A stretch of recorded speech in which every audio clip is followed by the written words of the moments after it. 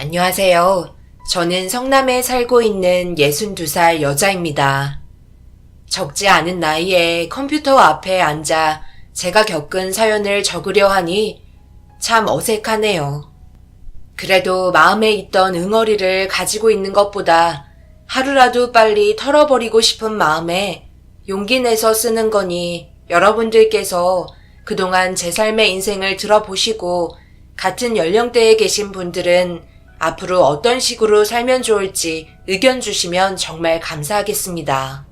이 세상에는 가지각색의 사람들이 정말 많이 있지만 언제 어디에서 갑작스럽게 다가온 인연이 평생을 함께하기로 약속하게 될 배우자가 된다는 건 참 신기한 것 같습니다. 그 시기가 언제인지는 모르지만 분명 짝이 있다는 말이잖아요. 제 아들 역시 늦은 나이에 결혼하겠다며 데려온 여자가 있었어요. 아들 인생에 여자라곤 없을 줄 알았는데 어색한 웃음으로 만나고 있는 여자가 있다고 얘기하는데 뭔가 마음이 이상했어요. 좋기도 하면서도 결혼을 한다면 혼자가 된다는 생각에 섭섭한 마음이 다가왔지만 그래도 좋은 인연이라면 행복했으면 하는 바람이 훨씬 컸었어요. 아들은 일반 중소기업 생산직에 다니고 있었고 저희 집안 자체가 잘난 집안이 아니라서 재산이 많지도 않았습니다. 남편이 세상을 일찍 떠나면서 홀로 아들을 키워왔고 제대로 된 교육 환경을 만들어주지 못해 항상 미안하기만 했었어요. 그래도 사건 사고 없이 무난하게 잘 자라준 아들에게 항상 고마웠네요. 남편과 결혼을 좀 일찍 한 편이라 아들을 21살에 낳았었어요. 그래서 애가 애를 낳았다는 말을 주변에서 많이 듣곤 했었죠. 거기에다 남편은 아들이 5살이 되었을 당시 건축 현장에서 크레인에 실려있던 적재 물건이 떨어져 큰 사고로 눈을 감으면서 홀로 육아를 감당해야만 했었습니다. 부모님의 도움을 받기도 했었지만 두 분 다 몸이 성치 않으셔서 아이를 보살펴주는 데 있어 어려움이 많았었어요. 시부모님은 사진으로만 봐왔고 실제로는 본 적이 없었죠. 만약 살아 계셨다면 그래도 많이 도와주셨을 텐데 두 분 다 암으로 세상을 떠나 제가 의지할 곳이라곤 저희 부모님 말고는 없었습니다. 돈을 벌 수 있는 일이라면 밤낮 가리지 않고 뛰어다녔어요. 그리고 그 시간이 정신없을 정도로 빠르게 지나 어느덧 성인이 되어버린 아들을 보며 뿌듯했습니다. 삶을 포기하고 싶을 때도 한두 번이 아니었어요. 그만큼 가장의 빈자리는 항상 크게 다가왔네요. 그런데 어느덧 아들은 좋은 사람이 생겼다며 결혼을 하려고 준비하려는 모습을 보니 당연히 마음 한켠이 휑하게 느껴졌었어요.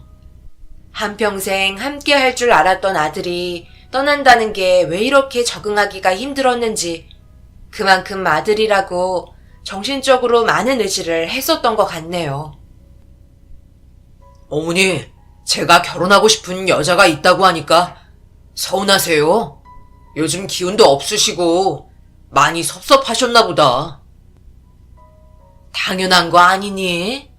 내가 널 그동안 어떻게 키웠는데 다 컸다고 엄마는 뒷전이고 다른 여자와 결혼하겠다는 말이 반가울 줄 알았어?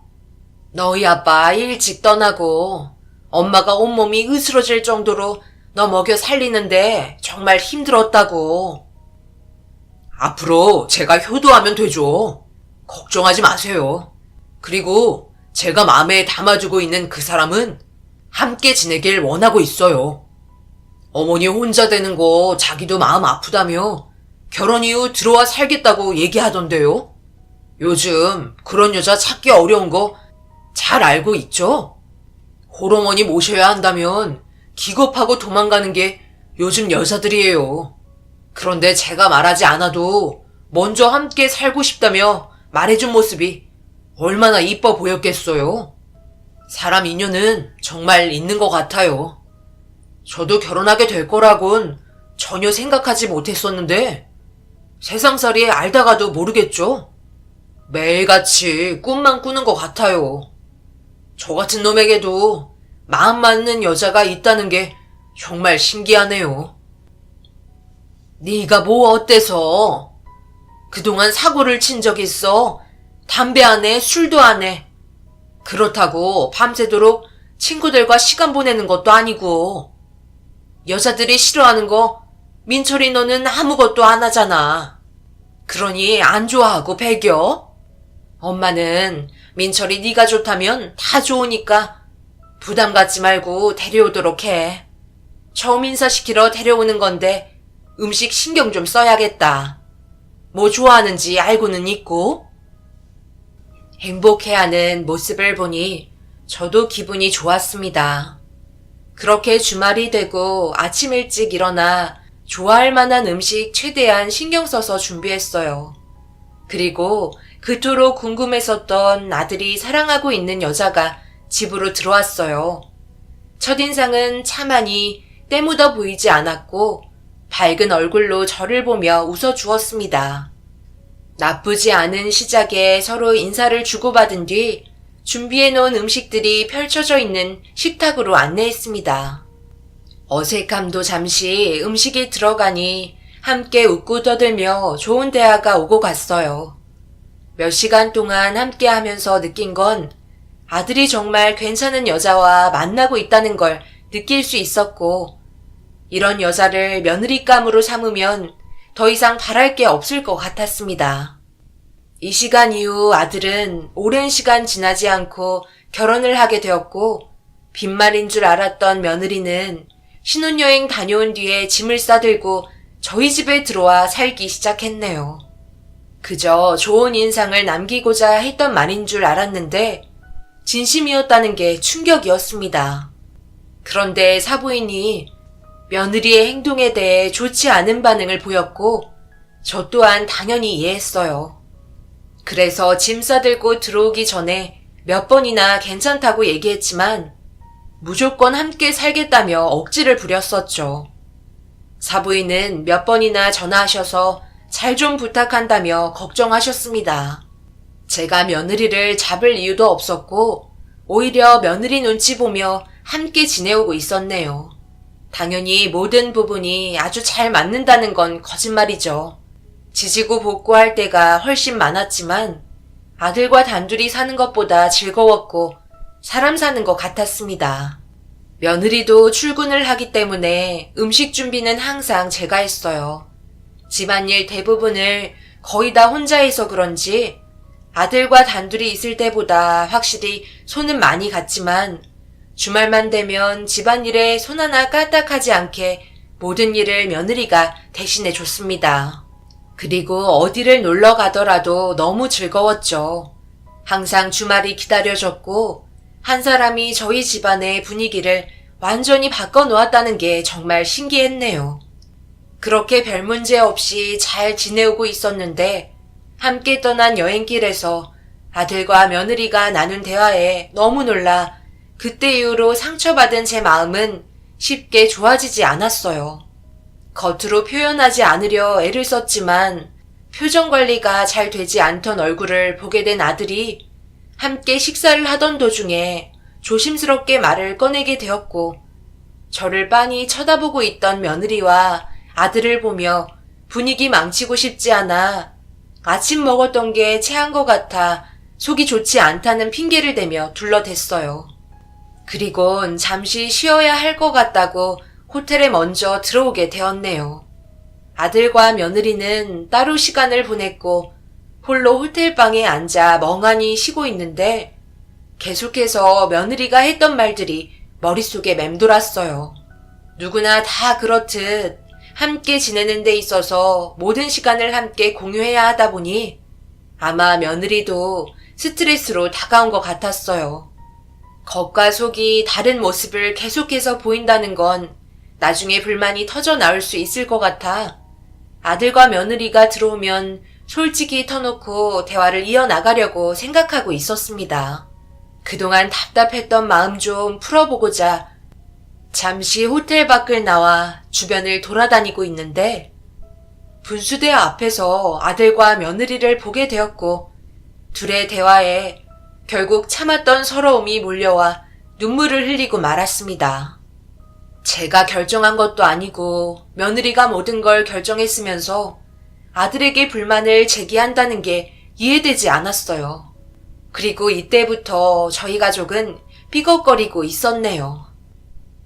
어쩜 눈치가 없어도 절이 없으셔? 나이를 코로 드셨나? 대충 신호 줬으면 알아서 빠지기도 해야 하는 거 아니야? 어떻게 놀러 와서까지 껌딱지처럼 옆에 찰싹 붙어 있으려는 건지 이해를 할 수가 없네. 혹시 어머님 치매 아니야? 우리 신혼이잖아. 그럼 단둘이 있을 시간은 만들어줘야지. 사사건건 참견하시고 거기에다가 우리 둘이 대화하는 건데 왜 이렇게 끼어들으려 하는 거야? 처음에는 좋은 마음으로 함께 지내는 걸 원했는데 계속해서 나 혼자 소갈이하며 참다가는 화병 나서 내가 어머님보다 먼저 세상 떠날 것 같아. 당신이 중간에서 역할을 잘해줘야 할 거 아냐. 아까도 밥 먹고 당신이랑 둘이 걷고 있는데 어머님을 중간에 끼면 어쩌자는 거야? 그럴 거면 그냥 둘이 살지 왜 나랑 결혼하자고 했어? 요즘 당신 왜 그래? 내가 오라고 그런 거야? 아까도 당신이 어머니 혼자 걷고 있다며 부르라고 했잖아. 왜 내 탓을 하는데? 그리고 함께 살면 당연히 우리가 마음 편히 행동할 수 있는 부분들도 제약이 되는 건 맞는 거잖아. 그래서 내가 뭐라고 그랬어?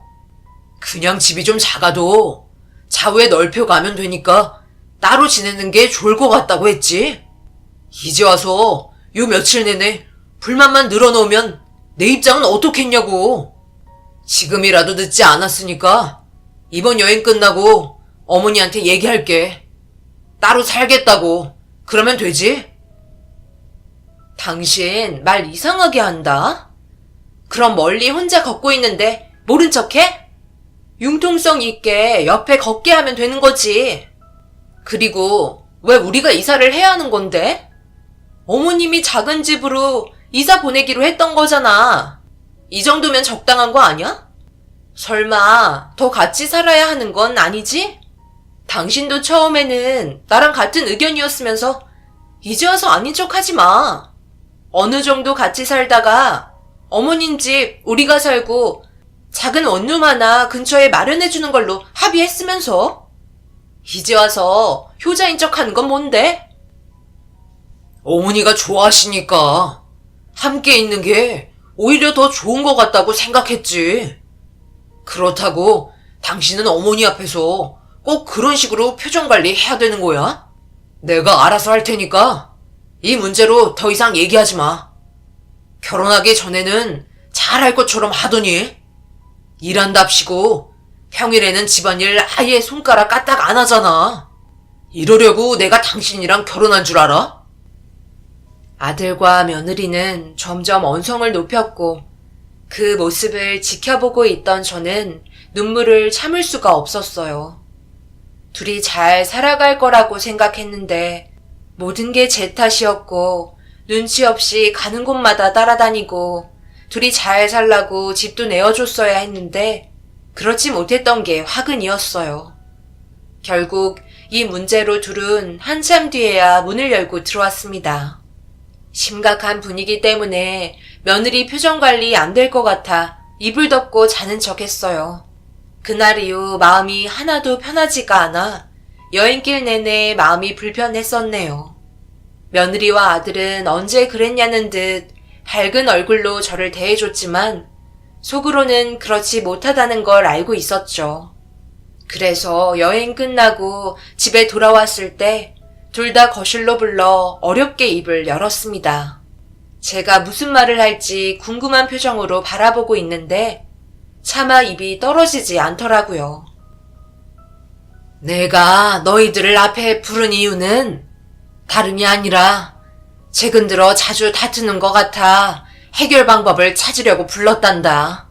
아무래도 둘이 사는 거와 다르게 새아가가 내 눈치를 많이 보는 것 같은 느낌이 들어. 곰곰이 생각해 봤는데 너희들은 앞으로 아이도 가져야 하니까 이 집에서 지내고 나는 어차피 혼자 살아야 하니 작은 집 하나 얻어서 지내는 게 좋을 것 같은데 너희들은 어떻게 생각하니? 내 말대로 그렇게 살아야 마음 편하지 않겠어? 단둘이 보낼 시간도 있어야 하잖니. 어머니, 그게 무슨 말이에요? 지금은 같이 지내는 게 훨씬 좋은 방법이에요. 혼자 지내는 게 좋은 방법은 아니잖아요. 어머님, 무슨 안 좋은 일 있으셨어요? 갑자기 왜 혼자 지내려 하시는 거예요? 저희 눈치 안 봐도 돼요. 저희가 앞으로 더 잘할게요. 많이 불편하셨구나. 제가 집안일도 많이 도와드리고 할 테니까 따로 살자는 말 하지 마세요. 아시겠죠? 너희들의 마음 내가 모르는 거 아니고 잘 알고 있으니까 내 걱정하지 말고 앞으로 어떻게 살 건지 계획을 짜렴. 마음에도 없는 소리 더 이상 듣고 싶지 않아 자리에서 일어났어요. 둘이 결혼했고 앞으로 잘 지내길 바라는 마음에 제가 살던 집을 내어주기로 결심하게 되었죠. 그리고 함께 살아봤지만 불편한 점들이 더 많은 것 같았고 저에게도 휴식이 필요했었습니다. 그래서 고민 끝에 결정하게 된 거였네요. 방으로 들어와 침대에 누워 잠을 청하려 하는데 갑자기 따로 살겠다는 말 때문에 당황했는지 아들이 눈치를 보며 문을 열고 들어왔어요. 무슨 일이 있냐며 물어봤지만 아들과 며느리가 나눈 대화를 다 들었다고 차마 제 입 밖으로 꺼낼 수 없었네요. 아무 말 없이 피곤하다고 나가달라고 얘기하니 아들은 조용히 다시 밖으로 나갔고 둘은 무슨 대화를 하려는지 현관문을 나섰습니다. 그리고 다음날 함께 모여 아침 식사를 하던 도중 아들의 입에서 전날에 말한 의견에 따르겠다는 말을 꺼냈고 그렇게 저는 아들이 행복하게 잘 살길 바라는 마음에 이사를 하게 되었습니다. 셋이 함께 있을 때는 시끌벅적했었는데 작은 집에 혼자 있으니 뭔가 느낌도 이상하고 분위기 적응이 쉽지 않더라고요. 그래도 살아야 하기 때문에 나름 집도 꾸며보고 공원도 다니면서 혼자 외롭지 않게 지내려고 많은 노력을 기울였습니다. 주말만 되면 아들과 며느리가 찾아와 잠시 분위기 전환을 시켜줬지만 그것 또한 둘이 부부싸움으로 번질 수도 있을 것 같아 주말마다 찾아오는 것도 오지 말라고 얘기했네요. 그래도 이런 결정에 대해 후회하지 않았던 건 며느리의 얼굴빛이 좋았고 둘 사이가 처음 인사 왔을 때처럼 서로 바라보는 눈빛이 꿀이 떨어질 정도로 좋은 관계를 유지하고 있는 것 같았어요. 그렇게 잘 지내는가 싶었는데 어느 날 며느리한테 전화가 왔고 안부차 전화했다며 다가오는 주말에 얼굴 보고 할 말도 있고 해서 찾아오겠다는 거 전화로 대화하자고 얘기했지만 며느리의 일방적인 통보에 아들과 함께 찾아왔고 괜찮은 식당 예약해뒀다며 분위기 좋은 곳으로 안내했어요. 그리고 영문도 모른 채 맛있게 식사를 하던 도중 며느리가 제 눈치를 살피더니 아들이 할 말이 있을 거라며 어깨를 툭툭 치더라고요. 잠시 뒤 머뭇거리더니 아들의 입에서 충격적인 말이 튀어나왔고 그 말을 듣고 있던 저 또한 어이가 없어 뭔 생각을 가지고 있는지 물어봤네요. 너희들 잘 다니던 회사는 어쩌고? 지금 나보고 돈을 빌려달라고? 가족끼리는 동거래하면 안 되는 거 몰라? 저희가 생각한 사업이 하나 있는데 오랜 시간 생각해보고 결정했기 때문에 어머니가 저희를 믿고 투자해 주셨으면 좋겠어요. 그래요, 어머니. 저희 앞으로 돈 많이 벌어서 그동안 못해드렸던 효도할게요. 저희 믿어주시고 돈 좀 빌려주세요. 도대체 돈이 얼마나 필요하길래 이렇게 부탁까지 하는 거야? 대출은 알아봤어? 너희들이 사업하겠다는 거 사돈댁은 허락해 주셨니? 사업한다는 게 쉬운 게 아닌데 너무 갑자기 일을 터트리는 것 같아 걱정스러운데 무슨 일인지 설명을 해줄 수 있니? 돈을 빌려준다면 내가 납득이 갈 수 있게 설명을 해줘야 하지 않겠어? 좀 더 자세하게 얘기해주길 바란다. 제가 다니고 있는 회사가 이번에 사업구역을 넓혔어요. 어머니도 잘 알고 계시죠? 제가 여기에 몸담근 지 거의 20년 가까이 되지 않아요? 그런데 최근 들어 사업 확장을 하려는데 저보고 직접 해보는 건 어떻겠냐고 사장이 물어보길래 오랜 기간 대화를 나눴고 회사가 어떻게 돌아가는지 전부 알고 있는 제가 이끌어갈 수 있게 뒤에서 최대한 많은 지원을 해준다고 하셨어요. 그러니 너무 걱정 마시고 어머니가 가지고 계신 돈 좀 빌려주세요. 그래도 최대한 대출을 받지 않아야 손해가 덜 날 거 아니에요. 무슨 말인지 대충 알아들으셨죠? 사업 확장 구역 쪽으로 들어오는 의뢰는 전부 제가 맡아서 하기로 했어요. 충분히 잘할 수 있으니 아들 믿고 지원해 주셨으면 좋겠네요. 당연히 처가에서도 어느 정도 도와주신다고 하셨어요. 어머님이 도와주신다면 앞으로 저희 가족 좀 더 밝은 미래를 살아갈 수도 있을 것 같네요. 조만간 아이도 가져야 하잖아요.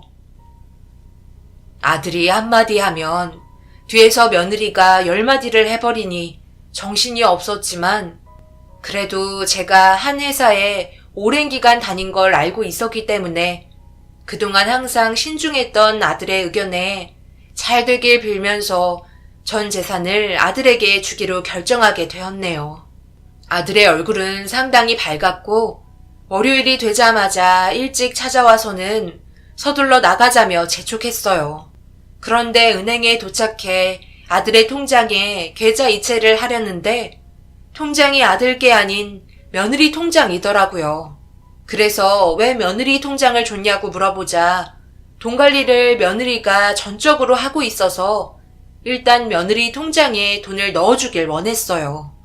거의 대부분 여자가 돈 관리를 하기 때문에 크게 신경을 쓰지 않았습니다.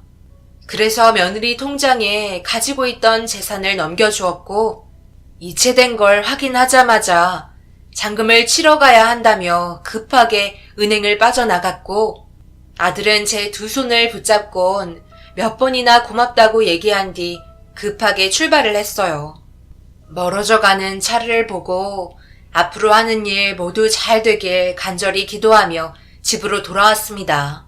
그날따라 정적만 흐르는 집안의 분위기가 마음에 들지 않아 TV를 틀었고 홀로 저녁을 먹으며 아들에게 전화가 오기를 기다리고 있었어요. 출발하기 전에 일처리 끝나고 전화 준다고 얘기했었는데 늦은 시간까지 연락은 없었고 차분하게 기다리며 시간을 보내고 있는데 소파에 누워 TV를 보다가 저도 모르게 잠이 들어버렸고 얼마의 시간이 흘렀는지 눈을 떴을 때 벽에 걸린 시계를 보니 벌써 새벽 시간이 되어 있었습니다. 그런데 핸드폰에 불빛이 반짝거렸고 눈을 비비며 핸드폰을 쥐어 들었는데 부재중 전화가 100통이 넘게 찍혀 있었어요.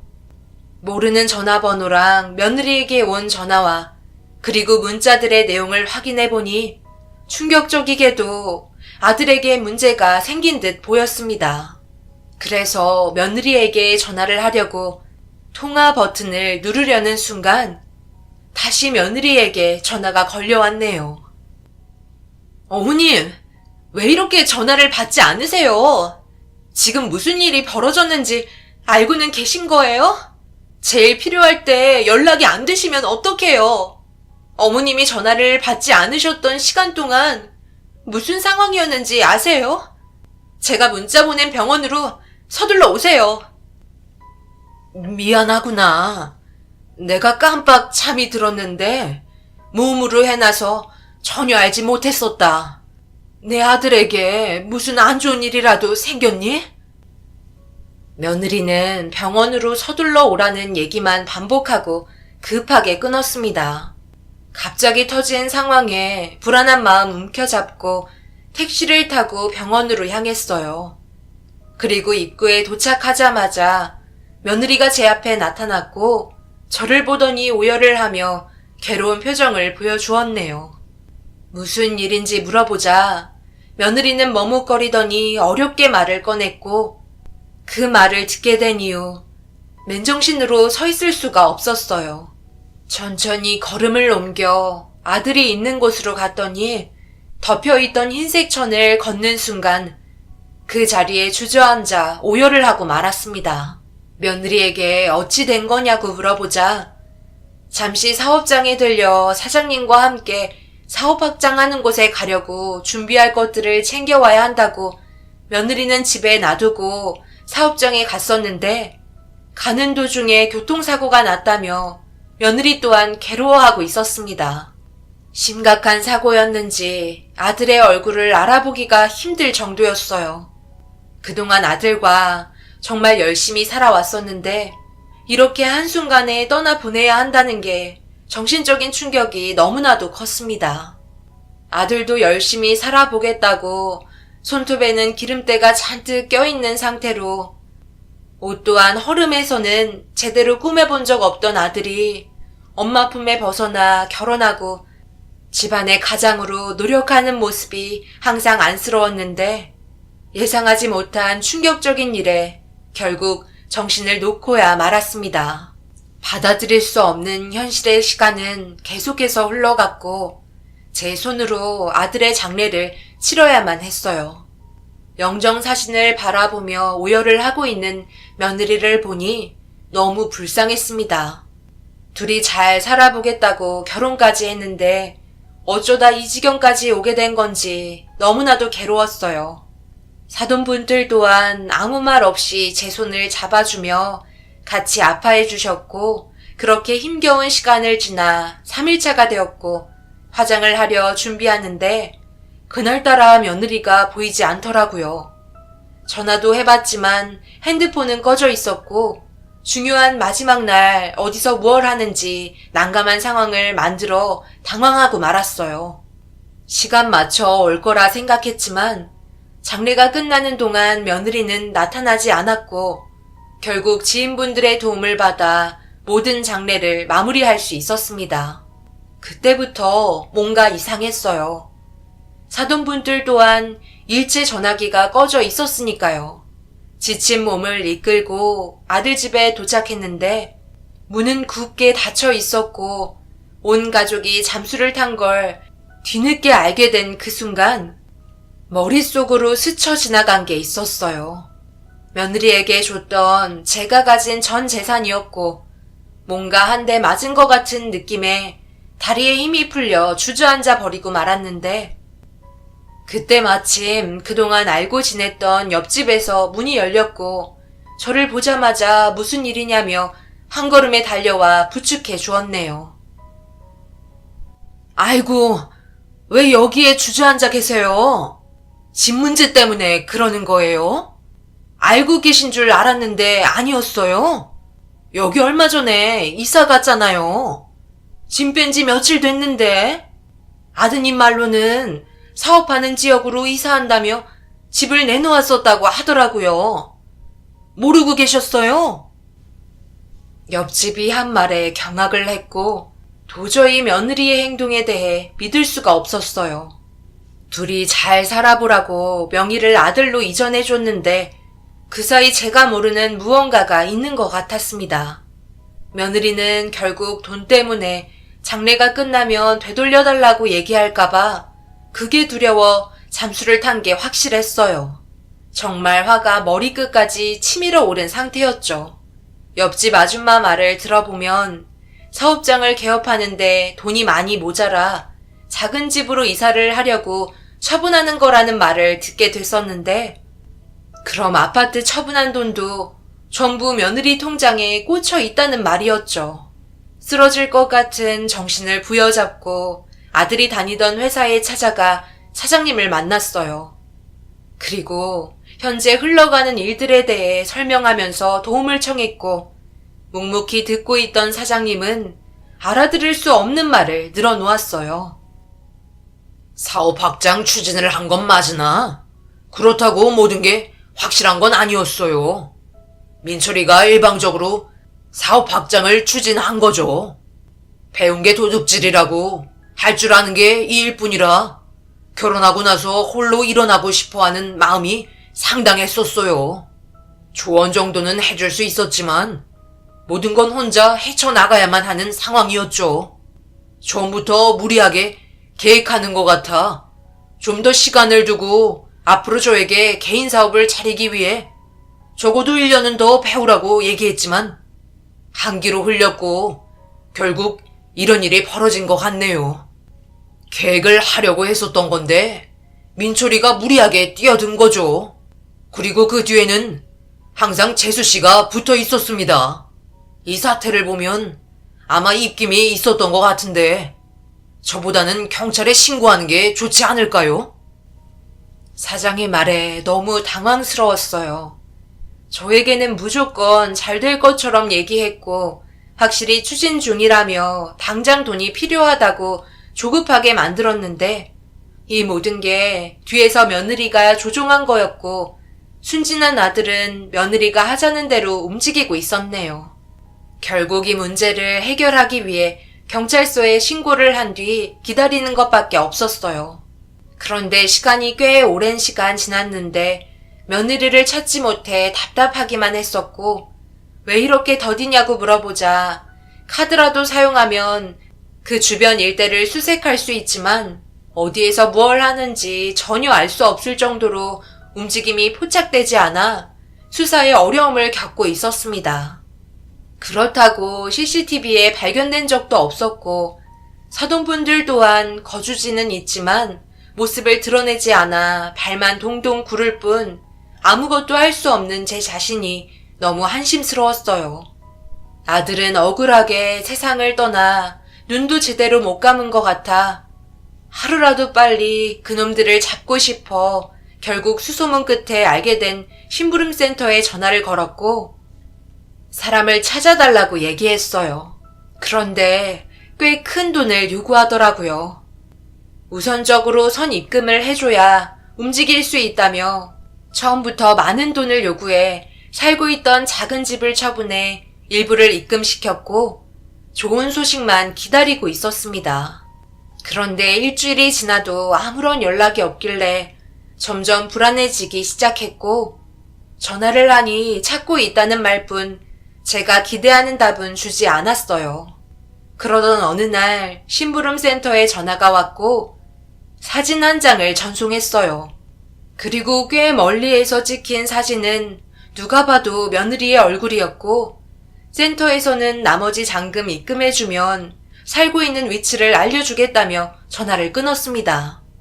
며느리의 사진을 보게 되자 이성을 잃어버렸고 제가 가지고 있던 돈 전부를 센터에 전부 입금을 했어요. 그리고 며느리가 있는 곳에 주소를 받을 수 있었고 경찰에 신고를 한 뒤 함께 며느리가 있는 지역으로 출발했습니다. 그런데 도착을 한 위치는 충격적이게도 허허 벌판이었고 아무것도 없었어요. 그때 알 수 있었죠. 며느리가 찍힌 사진은 합성이었고 전부 사기극이었다는 걸요. 결국 모든 건 제자리로 돌아갔고 저는 빈털터리로 길거리에 나앉아버리고 말았습니다. 지갑에 얼마 남지 않은 돈으로 생활하기에는 역부족이었고 찜질방을 전전해가며 하루하루 힘겹게 살아가고 있었어요. 심부름센터를 이용하면 쉽게 찾을 수 있을 것 같았던 희망은 물거품이 되었고 빈털터리로 남아 오고 갈 데 없는 신세가 되어버리고 말았었죠. 이런 상황이 오게 되니 의욕 자체가 떨어져 아무것도 하기가 싫어 삶을 포기해야 하나 싶었어요. 더 이상 살아봤자 의미가 없을 것 같았습니다. 그런데 그날 억수로 많은 눈이 쏟아져 입고 있는 옷으로는 추위를 버티기가 힘들 정도로 고통스러웠어요.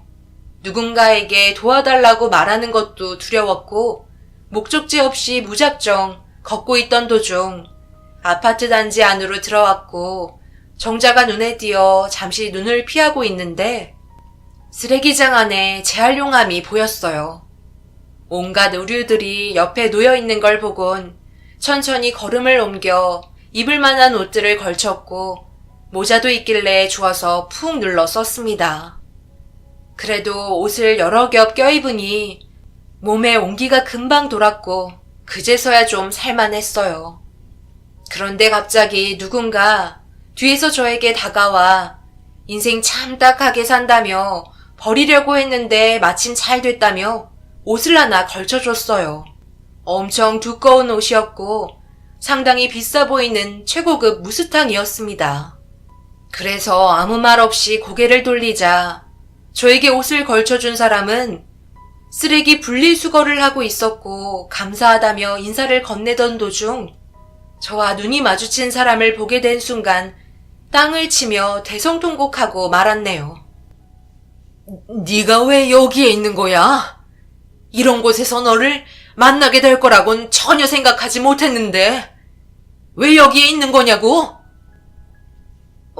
어머님? 여긴 어쩐 일이세요? 그리고 그 모습은 뭐예요? 거진 줄 알고 버리려던 무스탕 걸쳐준 건데 그게 어머님이었어요? 네가 왜 여기 있냐고 물었잖아. 너 내 아들 돈 다 어쨌어? 당장 내놓지 못해? 내가 왜 이렇게 됐냐고. 민철이 화장날 전 재산 가지고 사라졌잖아. 꼭 그때 사라져야만 했어? 도대체 왜 이렇게 한 건데? 지금 당장 경찰서로 가자. 절대 용서할 수 없다. 이건 아요. 더러운 손으로 지금 어딜 잡아요? 그리고 어차피 세상 떠났는데 제가 언제 가던 그게 뭔 상관이에요. 그리고 그 돈이 왜 어머님 거예요? 당연히 그 사람이 떠났으니 자연스럽게 모든 게 저에게 돌아가는 거죠. 네가 사기친 거잖아. 내가 모를 것 같아? 일부러 뒤에서 부추기며 돈 만들려고 한 거잖아. 네가 잘못이 없다면 법정에서 설명해라. 그토록 찾아다녔던 며느리를 어느 한 아파트에서 생각지도 못한 장소에 나타나 만나게 되었고 더 충격적인 건 저를 강하게 밀친 한 남자였어요.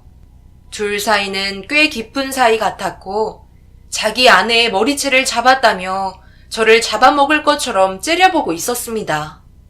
그 모습을 보니 더 이상 주저할 수 없을 것 같아 그 자리에서 경찰에 신고를 했고 자기의 잘못을 없다던 며느리가 아들이 세상을 떠나 장례식을 치르고 있을 때 사라졌던 진짜 이유는 사돈분들과 의문의 남자와 함께 배를 타고 제주도 여행을 다녀왔었고 두 사람은 결혼만 안 했지 제 아들과 만나기도 한참 전에 서로 생활을 하고 있었습니다.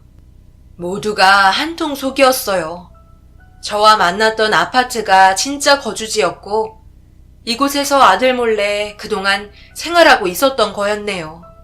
아들이 순진하다는 걸 알고 접근한 며느리는 그냥 전 재산을 가지고 조용히 사라지려 했지만 예상치 못한 아들이 세상을 떠나면서 모든 게 순조롭게 일이 풀린 거였고 장례식장 안에서도 사돈과 며느리는 제주도로 여행 계획을 짜고 있었다는 게 너무 화가 났었네요.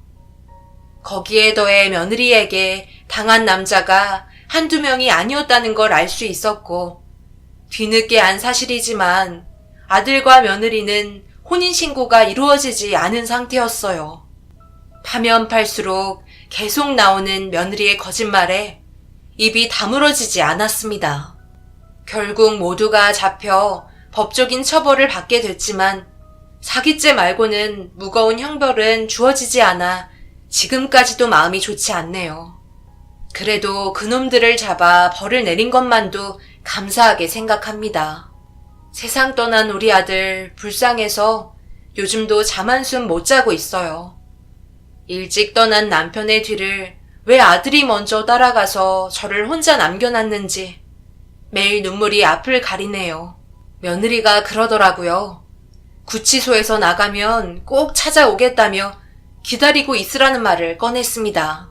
경찰은 안심하라고 얘기하지만 접근 금지한다고 해서 저에게 접근 못하는 것도 아니고 무슨 수를 써서라도 꼭 찾아낼 거라는데 그날이 다가올수록 제 마음은 점점 불안해져만 가네요. 며느리와 저와의 관계는 아직까지 끝나지 않은 것 같습니다. 누가 먼저 세상을 떠나든 저도 용서하지 않으려고요. 제 사연을 들어주신 여러분들, 앞으로 제가 어떻게 살아가야 할지 의견 주시면 정말 감사하겠습니다. 2년 뒤에 나올 며느리를 마주할 생각을 하니 힘이 약한 저로서는 너무 두렵네요.